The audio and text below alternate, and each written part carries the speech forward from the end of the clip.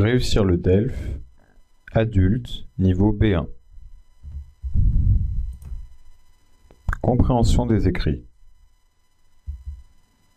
Leçon 5, activité 5. Lire pour s'orienter. À chacun selon ses goûts. Vous recherchez un livre à offrir à un ou une amie. Cette personne aime les romans qui relatent des expériences personnelles, se basent sur des faits historiques, sont très bien écrits, s'interrogent sur des problèmes humains d'actualité. Quel livre choisissez-vous, sachant que les critères les plus importants pour votre ami sont la qualité de l'écriture et les problèmes humains d'actualité?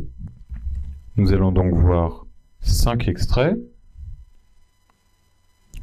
Pour chaque extrait, il va falloir repérer la présence ou non des différents critères.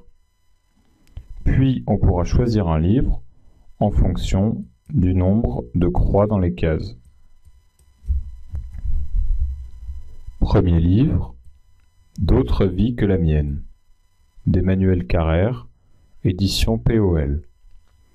Avec un ton sec et juste, Emmanuel Carrère nous émeut grâce au portrait, terriblement vrai car tiré de la réalité, avec le consentement des intéressés, de tous les anonymes auxquels il rend hommage. Un livre profondément humain qui raconte des vies brisées avec beaucoup de tact et paradoxalement d'optimisme. Un ton sec signifie ici direct, nous émeut, du verbe émouvoir, c'est-à-dire qu'il transmet des sentiments, des émotions. Le tact, c'est-à-dire le fait de savoir s'exprimer avec les autres. Deuxième livre, Le lièvre de Patagonie, de Claude Lanzmann, édition Gallimard. Il nous embarque, fasciné, dans ses confessions les plus intimes. Claude Lanzmann, qui dans ce livre passionnant raconte un demi-siècle d'histoire, réussit le tour de force de faire de ce passé un présent continu. Le tour de force, c'est-à-dire un exploit, quelque chose d'incroyable. Troisième livre, Personne, de Gwenaël Aubry, édition Mercure de France. Lettre après lettre, ce roman recompose la figure d'un disparu qui, de son vivant déjà, était étranger au monde et à lui-même. L'auteur fait défiler les doubles qu'il abritait, les rôles dans lesquels il se projetait. Personne comme le nom de l'absence, personne comme l'identité d'un homme qui a laissé place à tous les autres en lui. Quatrième livre, Une vie à coucher dehors, de Sylvain Tesson, édition Gallimard. À force de marcher dans les déserts d'Asie centrale, de bivouaquer dans les hauteurs himalayennes, le loup solitaire a longtemps couché dehors. Une manière de ramener l'existence humaine à sa juste proportion, infiniment minuscule. Ce garçon est de la trempe des vrais écrivains. Bivouaquer est un synonyme pour camper, faire un bivouac. Les hauteurs himalayennes, veut dire les montagnes himalayennes. La proportion, ici c'est la taille de l'humanité par rapport au reste. Ce garçon est de la trempe des vrais écrivains, c'est-à-dire qu'il est proche d'être un vrai écrivain. Enfin, cinquième livre, Trois femmes puissantes, de Marie Ndiaye, édition Gallimard. Depuis ses débuts précoces, elle a publié son premier livre à l'âge de 17 ans, Marie Ndiaye a très souvent suscité l'admiration. La beauté de sa langue, l'étrange force de son inspiration, sa maîtrise du récit l'ont même imposée comme l'une des figures majeures de la littérature française. Dans ce livre, Marie Ndiaye raconte des vies déchirées entre l'Afrique et la France, une interrogation sur la condition humaine la plus contemporaine, les migrations et les questions d'appartenance. Ses débuts précoces, c'est-à-dire très tôt, très jeune, ici son premier livre à 17 ans. Voyons maintenant le corrigé de l'activité. Nous allons donc voir livre par livre si les critères pour le choix du livre sont respectés ou pas. Tout d'abord, pour le premier livre, on apprend qu'il s'agit de portraits. Donc, ce n'est pas à propos de l'auteur, ce n'est pas non plus des faits historiques. On ne sait pas si le livre est bien écrit. Par contre, on apprend que c'est un livre profondément, donc très humain, qui raconte des expériences de vie. Pour le premier livre, donc, on peut cocher que le livre s'interroge sur des problèmes humains d'actualité. Dans le deuxième livre, il s'agit de confessions les plus intimes, donc les plus personnelles.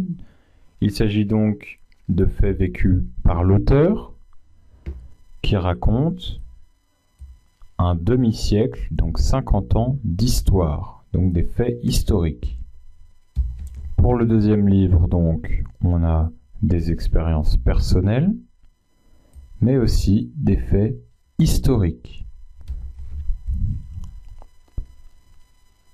La description du troisième livre nous apprend qu'il s'agit d'un roman à propos d'un disparu, un homme, on a les mots personne, identité d'un homme, mais aucune autre information à propos de la qualité d'écriture ou des faits historiques, par exemple. Le troisième livre, donc, est seulement un livre qui traite sur des problèmes humains d'actualité. Quatrième livre, maintenant. Il s'agit d'expériences personnelles, puisqu'on parle d'un loup solitaire, en parlant évidemment de l'auteur, Sylvain Tesson, ce garçon, et de la trempe des vrais écrivains. C'est donc des expériences personnelles, mais aussi des problèmes en rapport avec l'homme, l'humanité. On parle de l'existence humaine, qu'il faut remettre à sa juste proportion, donc à sa bonne taille par rapport au monde. Le quatrième livre, donc, on a des expériences personnelles vécues par l'auteur, mais aussi des interrogations sur des problèmes humains d'actualité. Enfin, cinquième livre, on a beaucoup de bons qualificatifs pour Marie Ndiaye. Elle a suscité l'admiration, les gens l'admirent donc, la respectent. On parle de la beauté de sa langue, donc sa manière d'écrire, la force de son inspiration, sa maîtrise du récit. Elle est donc l'une des figures majeures, donc une grande écrivaine, puisque figure majeure de la littérature française. Ensuite, on apprend que ce livre est une interrogation sur la condition humaine, donc sur des problèmes humains, ici la migration, et les questions d'appartenance. Pour le cinquième livre, donc, on comprend bien que ce livre est très bien écrit, puisque son auteur est reconnu, et c'est un livre qui s'interroge sur des problèmes humains d'actualité. Il faut donc maintenant choisir un livre. On peut tout d'abord éliminer le 1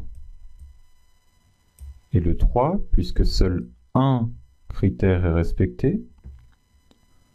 Ensuite, il nous reste le 2, 4 et 5. Mais les deux critères les plus importants sont que le livre est bien écrit et que le livre s'interroge sur des problèmes humains d'actualité. On va donc choisir le cinquième livre, 3 femmes puissantes.